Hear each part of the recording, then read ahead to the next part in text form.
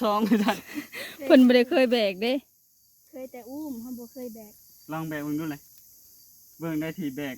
น้ำแบกยังไงครับ เคยแบกหน้า กับสบายดีเนาะพ่อแม่พี่น้องทางเมืองลาว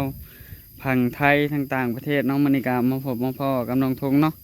มื้อนี้ก็สิมา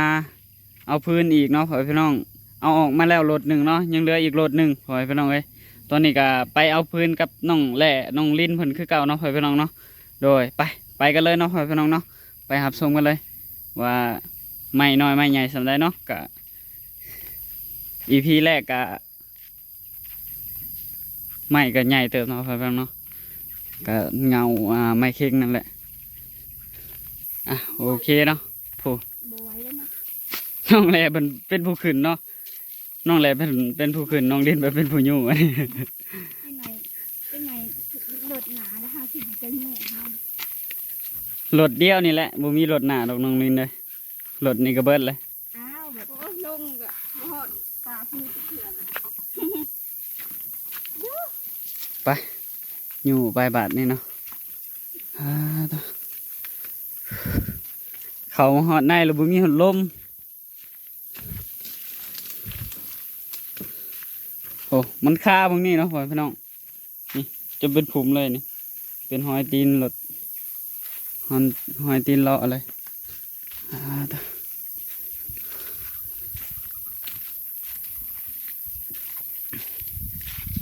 บ่ได้ไปเลาะเบิ่งเฮ็ดขมเนาะมื้อนี้แต่ว่ามันออกอีกแล้วบ่จากน้องดิน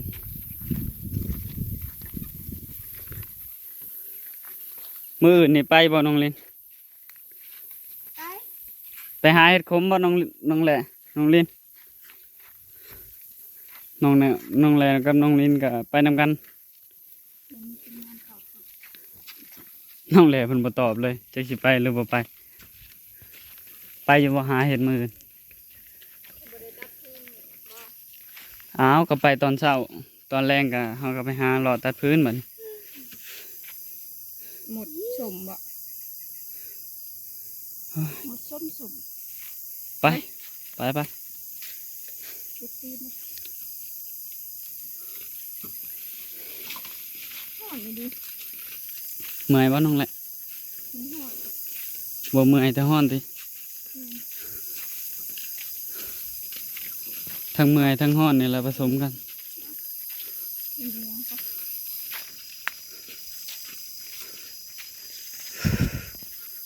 อ๋อ เอาน้ำออกแน่เห็นว่าก็ได้หยางไปหยางมาเกาะแขนเกาะขาอีก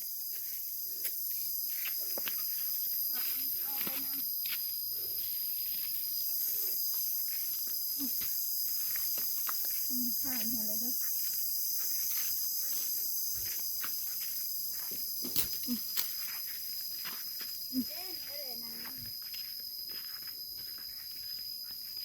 กิ่งไม้ตัวนี้ก็ดึงออกมันดึงออกได้บ่ บ่ได้ ยู่เขาในพอ นี่บ่ได้ หักมาทางนี้บ่ได้บ่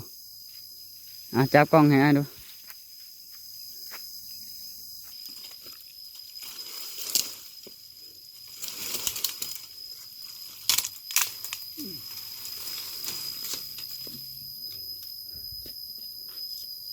เป็นหยังสิบ่ได้น้องแหละ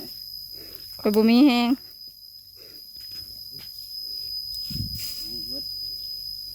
น้ำก็ ส่งก็เหียอยู่ ยาว ทั้งเหียทั้งขาใหญ่เนาะโอ้ย ยาวถึงเหยียบสน คือบ่พับขามันขึ้นจ้ะ เดี๋ยวมันสิบ่เท่ โอ้ยอ่ะแล้วเตจ้ะเหยียบอยู่หั่นแหละ ดึงขึ้นพับขาสงกับบ่เท่แล้วว่าไปรุ่นขาบานรู้จักบ่น้อง บ่ฮู้แล้ว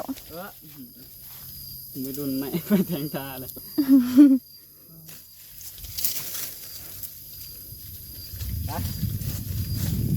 ฟ้าเย็นบัดนี้เข้ามาบัดนี้พี่น้องพูลมพัด ปูนมาได้ทั้งคนเย็นแล้วบัดนี้ว่าแต่มันบ่เย็น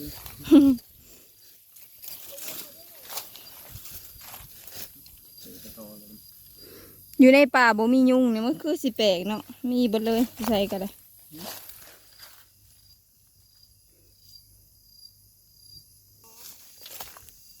บ่ไว้ก็ต้องไว้แหล้ว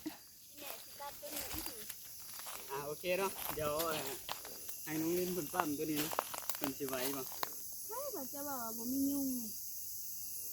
หรือว่าปั้มตัวนี้บ่น้องลินปั้มมาตัวใด นี่ เอาคนละโดดเลย เพลงบ่ล่ะ ฮะ ไม่อะ ก็ไม่อันเดียวกันหันแล้ว บ่แม่นไม่เค้งนี่อันนี้ไม่เค้งเอาลองย่อเบิ่งก่อนได้ปะได้ปะแล้วก็ลองปั้มเบิ่งดู มึงเธอได้ก็มีได้ นั่นดิโอ้ยได้อยู่ซะ กิ่งไปก็ได้น้องลินก็นั่นแหละ เดี๋ยวปั้มตีนไปนะบ่ ปีนไปบ่มันกิ่ง ว่าวไปเลยทางน้องเหล่ก็ได้ ไม่หนีบมือนะ2เถื่อแหละ เป็นหยังมันคือหนีบย่อแบบนี้นะ บ่อยู่เพื่อนก็หนีบไม่นิ้วนี่ อ่ะ อยู่ ย่อ พี่ ย่อ ก็ห ย่อ นีบนิ้วนี่ ย่อมึงดู เนาะเนาะ คันดีแล้วที่ ไปถึ ที่ งเงาย่อไปได้บ่เนี่ยหอนเงามันเลยย่อไม่ได้ โยเหงามันหนักเด้ แกงนมดินหน่อยตัวนี้ไม่เคียงนี่เลยเงามัน คิดตัวเอาเพิ่นวะ ปั๊ม แกงให้น้องลิงยอ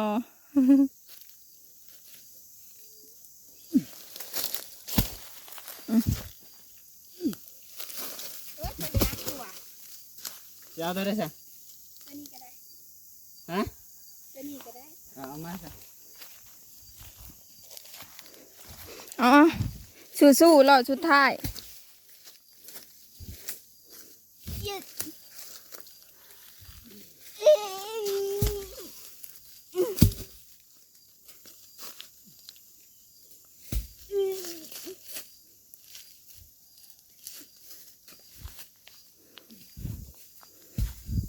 ไม่เข่งนี่ก็เลื่อยกับบักด้นๆเผื่อสิขาดพี่น้องเลื่อยกับแม่เบี้ยวทางน้องเลยเลื่อยจังมันเป็นหยังแบบอันเลื่อยมันก็อยากขดๆแน่เพราะว่า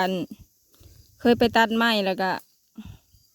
ต้นไม้นี่แหละมันหักลงมาทับเลื่อยเนาะมันก็เลยขดเลยเลื่อยก็ได้ตัดมันก็เลยเบี้ยว เบิ้ลแห้งเลยน้องวินโอ้ แบบมันเซลล์นะเซลล์แบบมันบ่ซื่อ โหได้โหได้ ถือแขนสอง ถึงเป็นสอง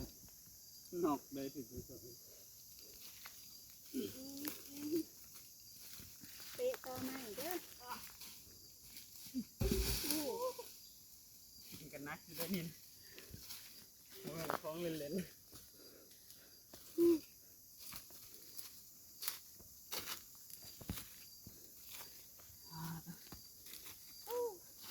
กินคือใหญ่พอแล้วนี่นะนี่แบกทอนไม่ให้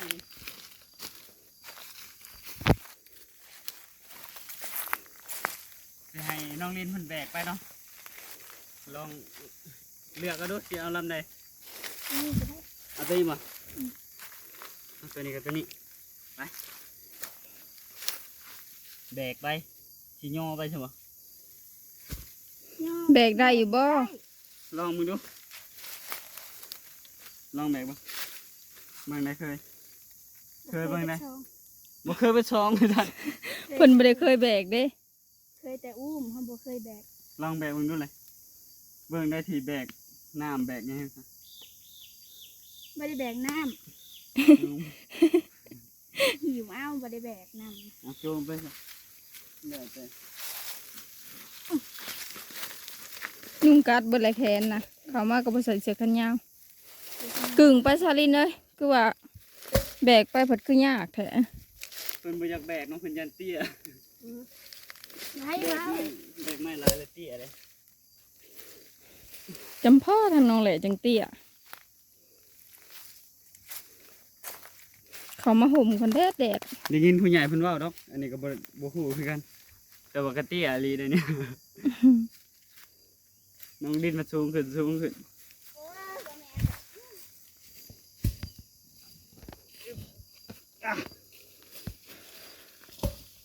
อย่าแบกได้ไอ้ทงเอ้ยเตี้ยได้ เตี้ยก็ยามา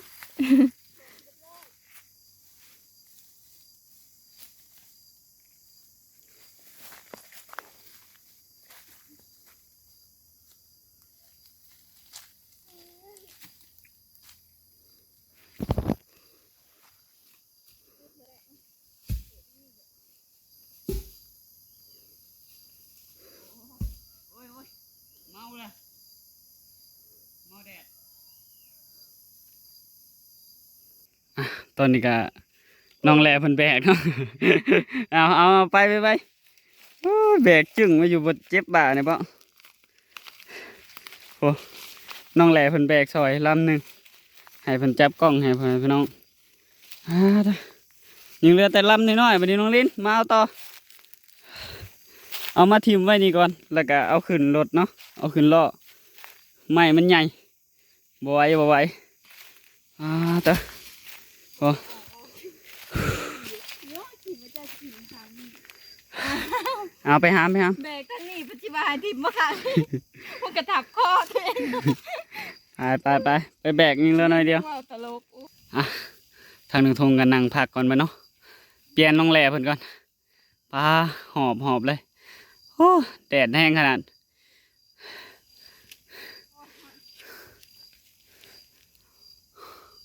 ยิงเลยแต่ไม่น้อยๆเนาะให้น้องแหล่กับน้องลินเพิ่นเอามา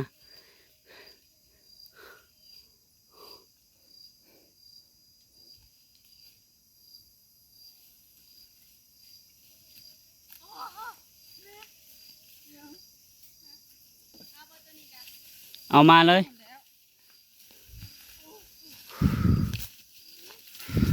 เดี๋ยวรีก่อนเดี๋ยวตอนนี้ก็น้องแหล่มันกำลังไปโจมซอยน้องลินเพิ่นเนาะ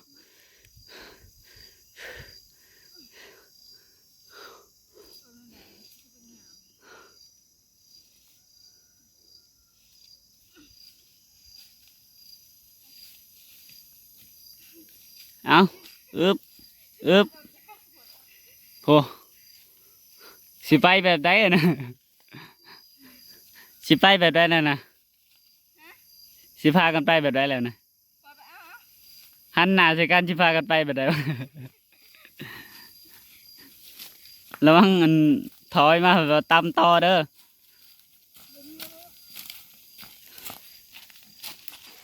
เอา บนนั้นคือน้อยนะ ย ยังแต่ไม่น้อยๆแหละ บอกคือบางหำมีแล้วยำบ่ ยำยัง ำยำกับย ยำขย ย่างอยู่บ่พื้นน้อยนะเพิ่นก็ว่ายำบ่ ำย ำ ำ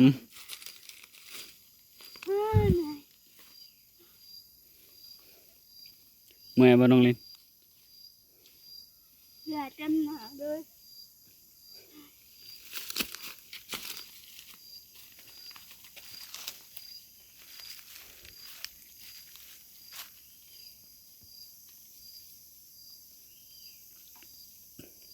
เอาหอบมา เบิบแล้วบัดนี้ เบิบเลยโอเคเบิบแล้วก็นั่งพักจังหน่อยก็เอาขึ้นเลาะ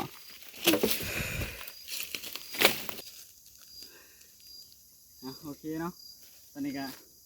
เสียเอาขึ้นเลาะก่อนมาเอาขึ้นเลยก็มันย่อบ่ได้คนเดียวเดี๋ยวแช่เพชรชอยปะน้องแหล่ก็จับของเอาละยุงกินเกาหลังก็เต้นนะโอ้แขนแดงมาเลย เอาดึง สุ่มก็จะเขี่ยเนาะบ่มีสุ่มจะเขี่ยนี่นะ เจ้าก็หายใจเขาขยับจามย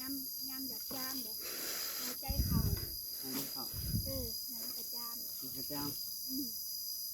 หายใจออกเด้ กระบจามบะแมน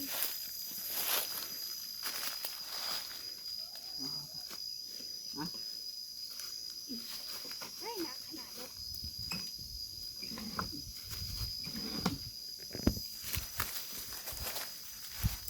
เอาลำไยใส่ก่อนว่าน้องนี่หันมา เอาใส่ก่อนก็ได้ หันมาทางนั้น จักว่าเรือล่อบ่จักไม่ใหญ่โดนเดียวหนึงก็สำเต็มล่อเลย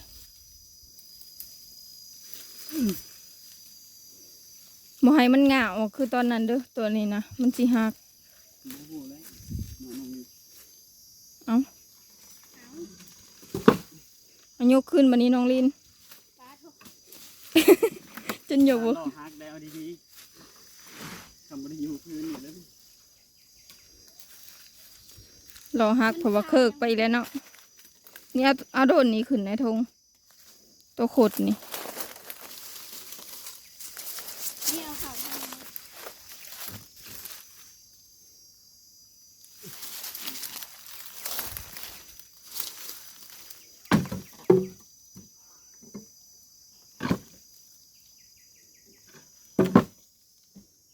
เอากระปิ่นลงติ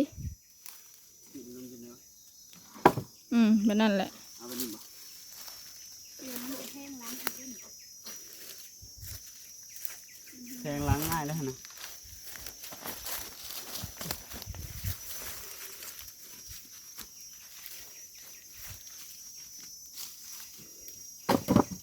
อ่าอีแม่ว่า300กับ300อยู่เนาะ ทำแล้วนะครับ เด้นี่เอาไม้ใหญ่ขึ้นมันจะเต็มเลย ผมนู้น ผมเด้ เดี๋ยวดูผมนู้น3เหล่าติ 300เลยเด้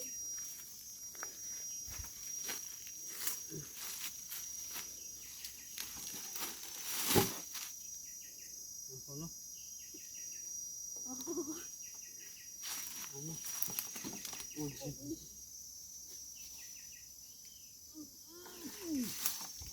นั่งอีกทีนึง นักทำผมเนี่ย นักระบบมันหักระบบมันเบาเลยบ่ เอาตัวนี้ขึ้นทางกลางจ้ะนี่ตัวใหญ่นี่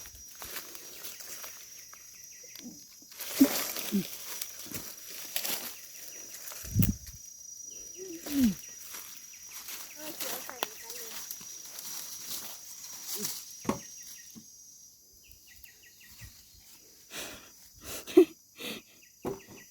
หัวเพิ่นก่อนพี่น้องเอ้ย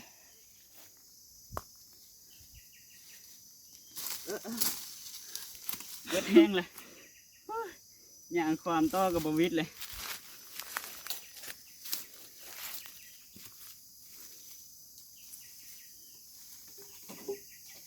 เอาขึ้นเบิดเลยบ่ ดูสิจงไว้บ่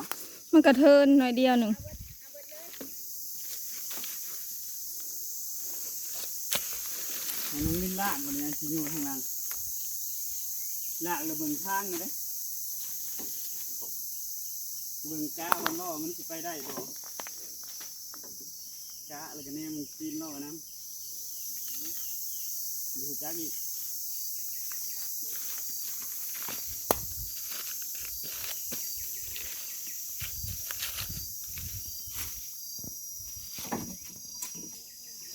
หนัก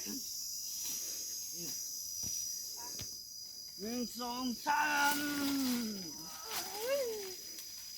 ขาเลยตกขาเลยมันว่ายเกิดเมีย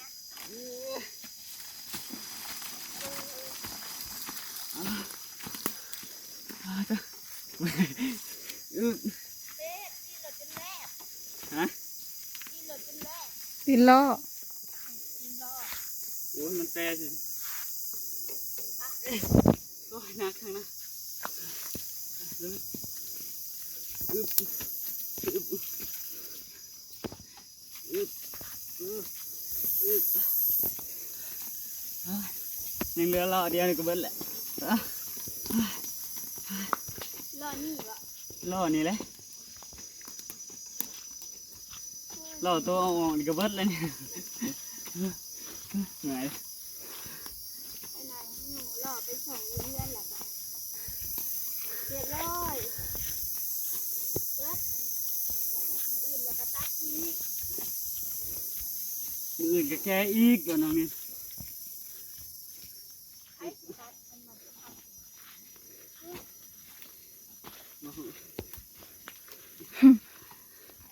เอานี่ให้ตัดกินเนาะ